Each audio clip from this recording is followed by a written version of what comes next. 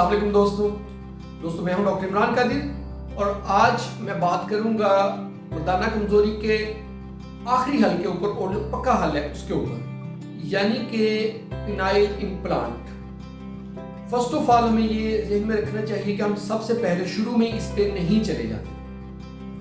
हम पेशेंट को मर्दाना कमजोरी अगर है तो उसको अद्वियात देते हैं, उसके बाद उसको हम इंजेक्शन देते हैं, उसको पिनाइल पंप देते हैं, मुख्तलिफ चीज़ें करते हैं। और अगर सब चीज़ों से पेशेंट को कोई अफाका नहीं हो रहा, या तो उसको फ़र्क नहीं पड़ रहा, या फिर ये सारी मेडिसिन पेशेंट को कंट्राइंडिकेटेड है, या पेशेंट को ये मेडिसिन लेने से प्रॉब्लम्स हो रही हैं, तो उसमें हम नेक्स्ट स्टेप पे चले जाते हैं जो है पिनाइल इम्प्लांट। पिनाइल इम्प्लांट की हम पहले टाइप्स पे बात कर लेते हैं कि वो कौन सी होती है। एक पिनाइल इम्प्लांट होता है रिजिड। दोस्तों ये पिनाइल इम्प्लांट हार्ड होता है और ये बेंट नहीं हो सकता, ये बिल्कुल स्ट्रेट होता है, इसमें बेंट नहीं हो सकता। और दूसरा होता है मेलेबल। मेलेबल ये होता है कि वो उसको आप अगर बिल्कुल स्ट्रेट कर दें वो हार्ड हो जाता है, उसको आप फ्लेक्स कर लें वो मेलेबल होता है, आपके हाथ से मोड़ने से वो उसको बेंट हो जाता है वो। तो ये है दूसरा। और तीसरी टाइप जो है वो इन्फ्लेटेबल होती है। उसमें ये होता है कि उसमें बैलून होते हैं जिसके अंदर जेल भरी जाती है बाद में, और वो जेल निकल भी जाती है। वो जो है ना एक बैटरी से और बटन दबाने से वो ऑपरेट होते हैं। ये तीसरी टाइप होती है। हम थोड़ा सा इसको एक्सप्लोर करते चलें कि इसमें क्या क्या एडवांटेजेस डिसएडवांटेजेस हैं। जो हार्ड होते हैं दोस्तों वो कॉस्ट इफेक्टिव होता है, यानी कि वो सस्ता होता है, लेकिन उसमें प्रॉब्लम ये होती है कि वो बेंट नहीं होता। तो पेशेंट को बाद में अगर वो हमने लगा दिया है तो उसको लगाने के बाद कुछ इस तरह मैनेज करना पड़ता है कि वो नज़र ना आए। अगर वो नज़र आना शुरू हो जाए तो वो ऑकवर्ड लगता है। मेलेबल जो है इसकी कास्ट भी कुछ ज़्यादा होती है, लेकिन बहुत ज़्यादा नहीं होती। इसका एडवांटेज ये होता है कि आप इसको ऐसे टर्न करके मोड़ सकते हैं, और ऊपर से अगर अंडरवेयर पहन लेते हैं तो कोई प्रॉब्लम नहीं हो रहा।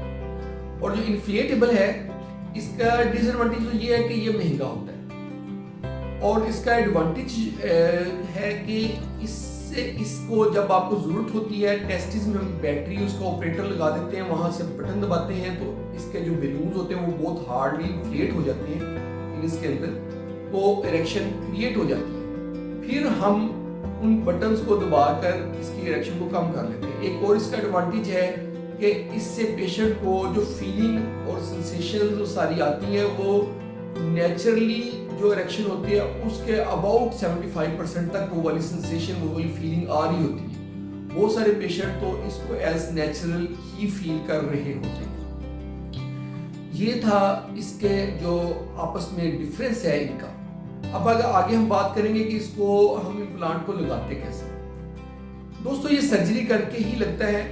हम जो हमारा पीनस होता है इसके कैवर्नोजा होते हैं दो, उस दोनों कैवर्नोजा कार्पोरा कैवर्नोजा को हम अंदर से खाली करके उसके अंदर इन इम्प्लांट्स को, कोई एक इम्प्लांट जो पेशेंट जो है वो चाह रहा होता है या पेशेंट की जो डिमांड होती है, हम उन ऑपरेट करके सर्जरी करते हैं। दोनों कार्पोरा में से हम निकाल लेते हैं जो अंदर का पहले का मवाद होता है, और इन इम्प्लांट्स को हम अंदर उन दोनों कार्पोरा में डाल देते हैं। दोनों कार्पोरा के अंदर डाल के ऊपर से हम स्टिच लगा देते हैं। स्टिच लगाने के बाद पेशेंट की हीलिंग जब हो जाती है तो फिर पेशेंट का इरेक्शन का प्रॉब्लम लाइफ टाइम सॉल्व हो जाता है। फिर ये इम्प्लांट से ही पेशेंट को इरेक्शन ऑलरेडी रहती है, ये वो कर सकता है।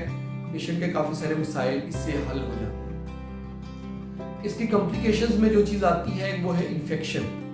इन पेशेंट्स में इन्फेक्शन के बहुत चांस होते हैं कि पेशेंट जब हम सर्जरी करते हैं सर्जरी के बाद उसको इन्फेक्शन तो नहीं होगी। अगर इन्फेक्शन हो जाती है खुदा ना खास्ता तो हमें ये इम्प्लांट्स निकालने पड़ते हैं, और पेशेंट को सर्जरी का कोई एडवांटेज कोई फ़ायदा इसमें नहीं हो रहा होता जब हम इम्प्लांट ही निकालते हैं। ये थी पिनाइल इम्प्लांट के ऊपर आज की हमारी डिस्कशन। होप आपको मेरी वीडियो आज की पसंद आई होगी। अगर आप इस तरह की वीडियोस देखते रहना चाहते हैं तो हमारे चैनल को सब्सक्राइब कर दें ताकि आपको इस तरह की वीडियोस मिलती रहे। बहुत बहुत शुक्रिया।